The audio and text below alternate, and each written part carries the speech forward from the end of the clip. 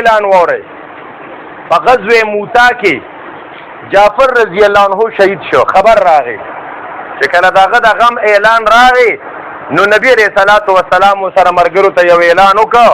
دا روایت سنن ابي داود هم ذکر کړي، ابن ماجه هم ذکر کړي دی چې کله د جعفر رضی الله عنه د غم اطلاع رااله نو نبی علیہ السلام اعلان وکړ. موږ نن دای خلاف چلیږو. نبی علیہ السلام فرمایل اسنعوا لآل جعفر طعاما. د جعفر هغه شهید شو، په خاندان باندې غم راغلی دی، خفه دي. نو تاسو څوک د جعفر د آل ته د دې کورنۍ ته ډوډۍ ورکړي. ګوره ډوډۍ ورکول په شریعت کې شته، خو دا ډوډۍ ورکول به چاته وي؟ آل جعفر، آل میت. تاسو د جعفر رضی الله عنه د آل ته د غمزفلی خاندان ته دغه کوم کورنۍ چې ده زمونږ په کلو کې سي محترم د چا پلار مور وفات شي که نه نو هسې په ایمان وی مونږ ته یو وخت سره یو خادي جوړه کړي او که نه بیا د کلي خلک هم او د نږدو علاقو خلک هم او بیا چې لږ مالداري او لږه غوښه پکې او لږه الاله پکې په ایمان وی پته لګي چې دا غم دی که دا خادي ده دا پته نه لګي. خلک وایي که دا خادي ده. د نبی علیہ السلام دغه اعلانو په دې وجه په دې حدیث باندې محترمو چې مونږ د احادیثو څونه شروحات وګورو وی د دې حدیث نه دا مسله معلومه شوه چې نږدې ګاونډیانو ته دوستانو ته دا یو ښه عمل دی، د ثواب کار دی چې دې غمزپلي خلکو ته ډوډۍ ورکي. نو الټه په دې باندې به میلمانه کېږي نه د کلي د علاقې خلک. ښه دا خو یو طرف ته په هغې غم راغلی دی، بل طرف ته به مونږ ته ډوډۍ هم تیاروي یاره. او دا د پښتوم خلاف ده چې په چا غم راغلي محترمو هغه تانوی رحمت الله علیه په واقعاتو کې دا د مشرانو کې یو عالم تیر شوی دی. تانوی رحمت الله علیه واقعات چا راجمع کړي پای کې لیکي یو مرګري پلار وفات شوی نو دا خلک به تر 11 بجو پس دوا او تعزیت ته راغله. هلکه دا تعزیت سهار وختي کې نه کېده خو دې 11 بجو کې ځکه راته دا اوس هم بعضې علاقو کې شوقیاني محترمو د 11 بجې نه بعد چې ته صحیح کوي دا چې ته کوم ځای کې غم شوی دی. یا الله توبه خدای توبه، دا عجیبه انسانیت دی. ښه او خلکو ته د 11 بجې نه پس دعا ته راجمع شو تعزیت ته. نو اوس محترمو چې ما او تا دلته کې ناست یو که نه دا سجاد بایري به خامخا مجبورن مونږ ته تیارې کوي بیا لکه دې پاسونه. نو محترم هغه سړی مجبورن سروجي موجي پخې کې دسترخوان خور شو خلکو ته وی راځي او دا سړی دیندار او د وی د حال امر پیژندل پکار دی. وخت کې د حال امر دا دی چې امر بالمعروف او نهي عن المنکر او دعوت او تبلیغ پکار دی. چې کوم ځای کې د مسلې ضرورت دی هغه مسله بیانول پکار دی. که هغه مسله ته ویره دا خلک به اوس ملامت او څه دې ته مداهنت وایي، دې ته کتمان حق وایي، دې ته یهودیت وایي محترمو. نو سړی پوهه سړی هغه دا یو مقرره دی خلکو ته د مسلې پته نشته. ورته ایماندارو تاسو ته پته ده زما پلار وفات شوی، زما د دعاګانو سرچشمه ختمه شوې ده، زما د سترګو اوښکې وچې شوي دي، زما د ړنه وینې ساتي، زما پړه کې سورې شوې دی، زه دې خوا جاړم او تاسو له پینډه کېدل او ډوډۍ خوند درکړي زه بسم الله کې چې حیا درکې نشته. نو خلک په خبره پوهېده زموږ ډېر خلک خفه شي په دې باندې محترمو.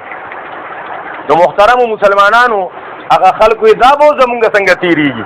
هغې ځان له میټینګ وکړه وی چې آینده دپاره مونږ د غم د کور نه ډوډۍ نه خورو. مسله ورته معلومه شوه. اوس هم ډېر مسلمانان وایي که دې کې ثواب دی. دا یاد وساتئ محترمو دا مسله څنګه د تانوي صاحب په واقعاتو کې ده هم دا مسله فتاوی دارالعلوم دیوبند لیکلې ده د مړي د کور نه خوراکونه مراکونه صحیح نه دي.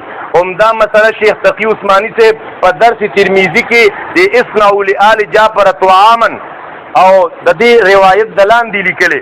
بل یو روایت د محترمو مسند احمد او نورو کتابونو ذکر کړی دی چې یو صحابي دی بجلی رضی الله عنه جریر ابن عبدالله البجلی دی وی مونږ صحابه کرامو با د مړي د کور نه خوراک کول داسې حرام ګڼه څنګه چې نوحه حرامه د مخکې مولوي صاحب وایي که نه مړي پسې ساندې او چغې سوارې وال دا حرام دي په څلور مذهبه.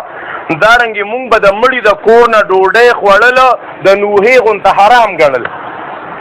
محترم څونه مسلمانانو په دې کې حد کړی یو غم یې نه دی قضا کړی په کلي او په علاقه کې دا حرام کار یې کړی دی. څنګه چې درس ترمیزي کې شیخ تقي عثماني صاحب دا خبره لیکلې ده.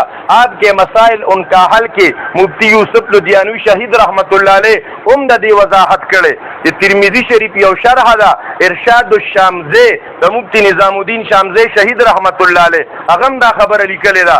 د جامع حقانیه اکوړه خټک مشهور فتاوا حقانیه هم لیکلي دي. خلکو ته په غمونو کې پکار دادي چې د مړي کور ته ډوډۍ ورکي. مفتی اعظم مفتی فرید صاحب رحمت الله علیه دغه یو رساله ده رساله فریدیه او بل فتاوی ده فتاوا فریدیه پای کې هم د دې خبرو وضاحت کړي چې د مړي د کور نه ډوډۍ خوړل ناروا دي. دارنګه صراط مستقیم په دې باندې محترمو شیخ یوسف لدھیانوی رحمت الله علیه هم په دغه کتاب کې د مړي د کور نه ډوډۍ خوړل ناروا دي. الدر المنزود علی شرح ابو داود شرح راه سنت کې شیخ صفدر صاحب رحمت الله علیه په دې وضاحت کړي. تنبیه العوام یو کتاب دی پای د ډاکټر شیر علي شاه رحمت الله علیه د شیخ حسن جان شهید رحمت الله علیه د مولانا بجلیګر رحمت الله علیه زبردست کتاب دی محترمو. پای کې لیکلي دي هغه خلکو ته ډېر بدرد الفاظ ویلي چې دا غي بل سکار نه او د غم دی ډوډۍ پسې ګرځي. مسلمانانو مونږ او تاسو به تعزیت کوو زمونږ په دوستانو باندې دا غم راغلی دی دې ته به اظهار همدردي کوو او د دې دونه علماو په مخ کې مې دا 15-20 کتابونو حوالې درکې نو دا به واده کوو چې آینده د پاره به د غم د کوره ډوډۍ نه خورو انشاءالله. خوښه مو ده بلکې د خپله د ورکولو کوشش به کوو. که د ورکولو وس مو نه کېده په کلي علاقه کې خو به د سره یو نوړی هم نه راوچتو د چا را سره دا کلکه واده ده انشاءالله. جزاکم الله خیرا کثیرا. الله دې موږ او تاسو له عمل کولو توفیق را نصیب کړي. ټول مسلمانان دې تعزیت ته راغلي وو الله دې ټول دا تعزیت قبول کړي او الله رب العزت دې دا په کوم خاندان چې غم راغلي دي دې الله سانه کړي. الله دې تمام مرحومینو ته مغفرت نصیب کړي. الله دې پسماندگانو ته صبر جمیل نصیب کړي. وصلی الله تعالی علی خیر خلقه محمد و آله و اصحابہ اجمعین برحمتک یا ارحم الراحمین.